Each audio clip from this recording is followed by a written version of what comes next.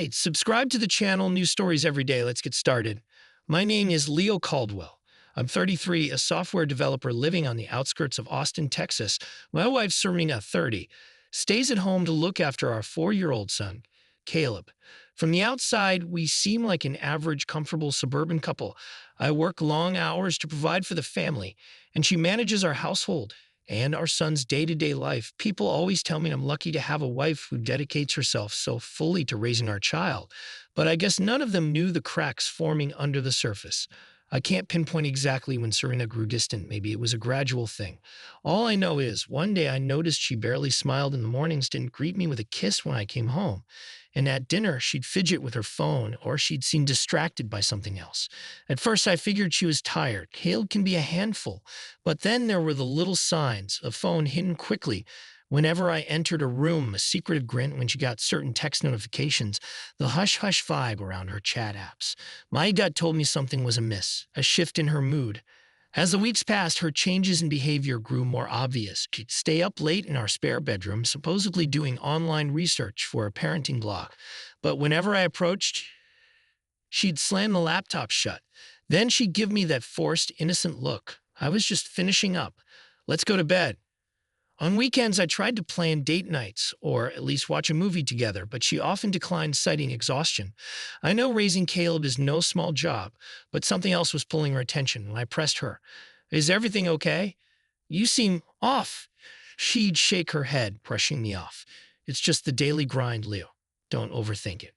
Her friend Christy dropped by sometimes. Christy is one of those unstoppable social butterflies, always going out hooking up with random guys, never settling. I'd occasionally joke to Serena, at least you're not taking Christy's lifestyle advice, huh? She used to laugh with me about it. But as of late, she'd grown hush whenever Christy's stories of dating escapades came up. It was as if she was listening more carefully, gleaning something. Suspicions arise one night. I had overheard a snippet of conversation between Serena and Christy in our living room. I'd stepped out from the shower and paused at the hallway corner. Christy's voice, typically loud, was saying, "Just a little fun. Go on a site, talk to men, see what's out there. You deserve it, girl. If your hubby's always working, no harm in chatting." Then Serena's soft voice, "I don't know. That feels risky, but maybe I'm curious." My heart skipped a beat. I crept back to the bedroom, hair still dripping, mind whirling. Chatting with men on a site, could she really be that bored? Or was this some silly scheme she'd never actually do? But soon her behavior escalated. She'd spend random afternoons locked in the spare bedroom, claiming she was reorganizing Caleb's old baby clothes. But I'd check later, and the boxes were untouched. Meanwhile, I'd see the faint glow of the laptop if I peeked through the crack in the door. Something was definitely happening. Turns out it wasn't long before I caught a glimpse of an open tab on her phone by accident, singleshangout.com or something like that. She quickly closed it, but not before I registered the site's swirling pink logo. My stomach clenched. I felt a wave of confusion, anger, heartbreak. Why would she do that? That evening, I confronted her in the kitchen. "Serena, are you on some dating site?" She flushed, nearly dropping the spatula. "No, of course not. I mean, it's just a silly chat site Christy mentioned. I was curious, that's all. I tried not to sound accusatory.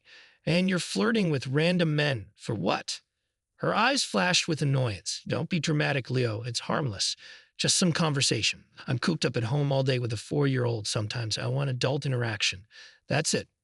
Part of me wanted to scold her about the principle of it. We're married asterisk asterisk, but I bit my tongue. Maybe she wasn't actually cheating, just venting frustration. So I let it go, though it gnawed at me. Late night video calls. In the weeks that followed, the tension soared.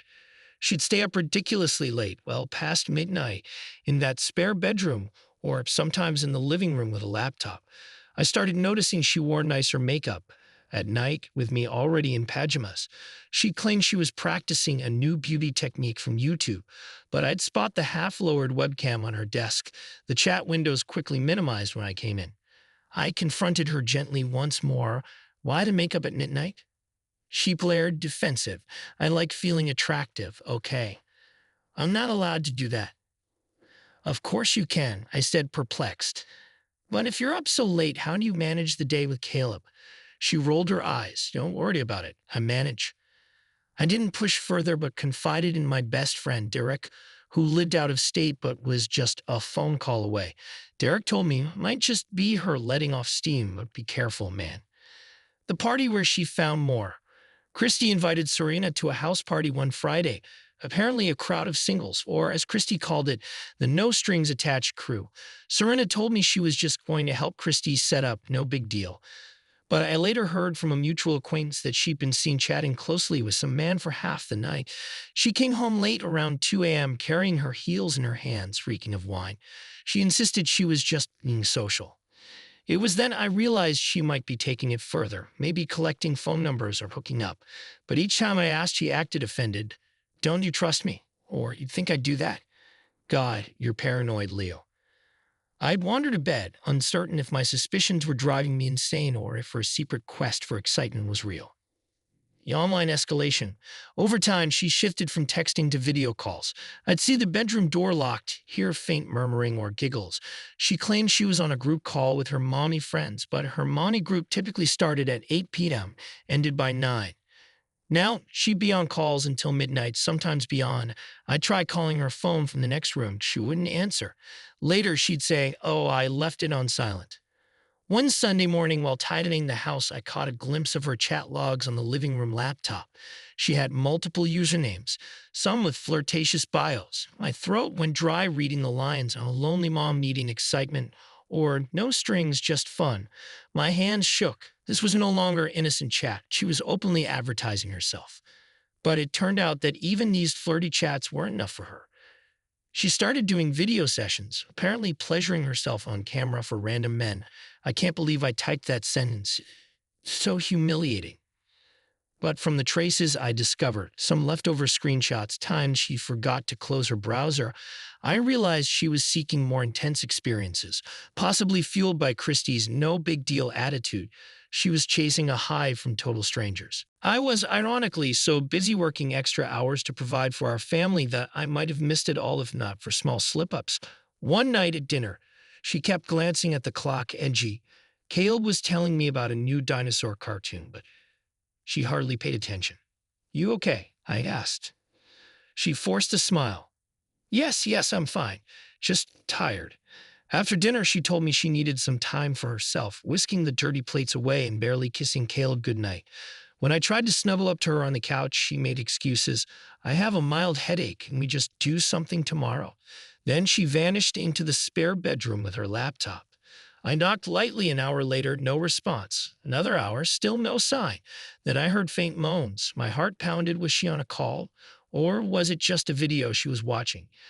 Either way, it was sexual. I stood there, hand raised to knock, but I couldn't bring myself to barge in. I retreated, heart racing, mind swirling with dread. My night out with friends. A couple of nights later, I went out with some friends to a local bar, a place called Bobby's Taproom, known for decent wings and cheap beer. My circle included a few old college buddies and a coworker named Justin. After a few drinks, we were laughing about old times when Justin signaled me to follow him to a quieter corner. "Dude, I gotta show you something." He looked uneasy, flipping through his phone. I braced myself. Look, I didn't want to bring it up, but I recognized Serena's face in a random adult forum. My blood chilled. "What do you mean?" I asked, voice trembling. He hesitated. "There's a site I sometimes visit, no judgment, man. And I spotted a user's post featuring a blurred pic of a woman who looked exactly like your wife." He tapped his phone, and my stomach twisted as he pulled up a saved screenshot. No way, I stammered, but sure enough, there she was, nude, though partially angled away, but her face was somewhat visible if you recognized her. My jaw clenched. My friend added, "It's not widely circulated, I think. I doubt people can identify her unless they know her, but it's definitely her." He gave me a sympathetic look. Only I saw it. I'm not telling anyone else, but man, you gotta do something. I stared at the image, a wave of nausea hitting me. I wanted to scream, throw his phone across the bar, but I forced calm, lighting out, "Thank you for telling me." Then I stormed to the restroom, nearly punching the stall wall in rage. This was my wife's secret life, video calls, online postings. The final straw had arrived. A painful confrontation. That night, I drove home from the bar, half sober, heart pounding. I let myself into the house quietly. Caleb was asleep, of course. In the living room, I found Serena on the couch, wearing a robe, laptop perched on her lap. She looked up, startled. "Hey, you're home earlier than I thought," she said, quickly closing the laptop. I didn't respond right away, just stared at her, anger swirling in my chest. "I went out with Justin," I finally said. She nodded, confusion creeping onto her face as she noticed my tense posture. "Okay."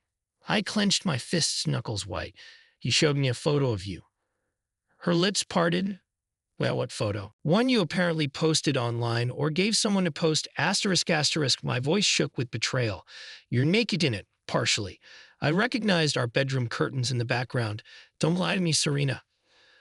She froze, mouth opening and closing, tears instantly springing to her eyes. "It's not what you think," she whispered, ironically echoing the oldest cliche in the book. I barked a humorless laugh, tears stinging my own eyes. "Then what the hell is it? Huh?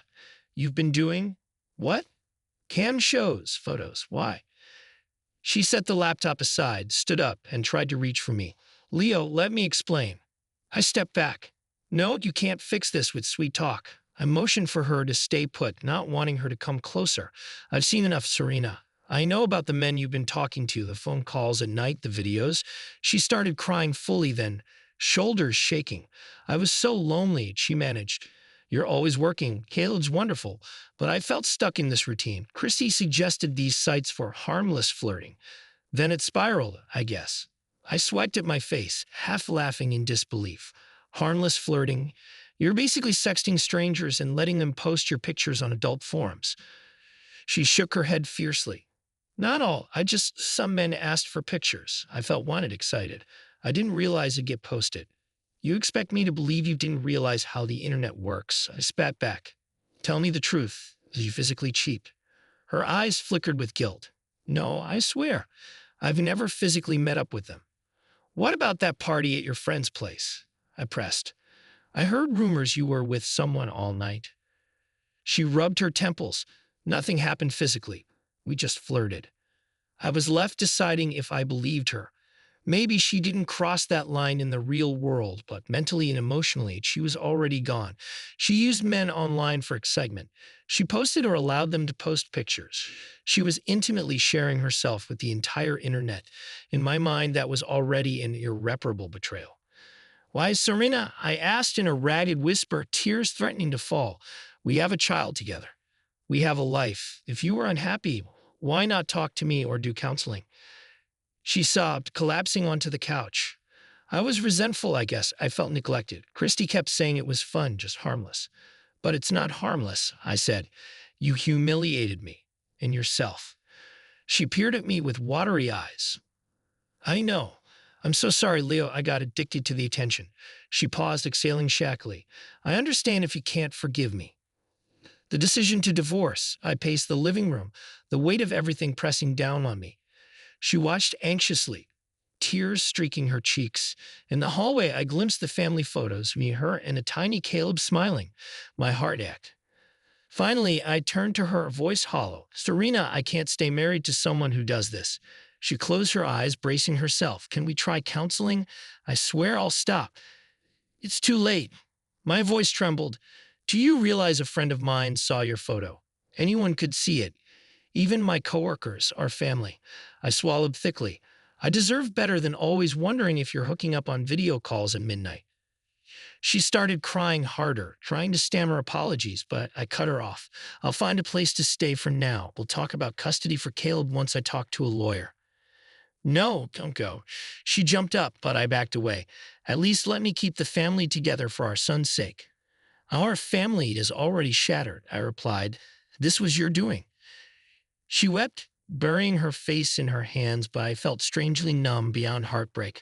A part of me regretted letting my job overshadow our time, but that didn't excuse her choices. In a swirl of heartbreak, I packed a small bag, ignoring her desperate pleas. I walked out, the echo of her sobs haunting me. By morning, I'd booked a short term rental. I consulted a new lawyer named Ava Delgado, specialized in divorces with intangible factors like emotional infidelity and internet misdeeds. She nodded sympathetically as I recounted the evidence. The screenshot from my friend, the suspicious nighttime calls, the photo apparently posted online without her disclaimers. Given there's no real estate property or major joint assets except a bank account, it'll be straightforward.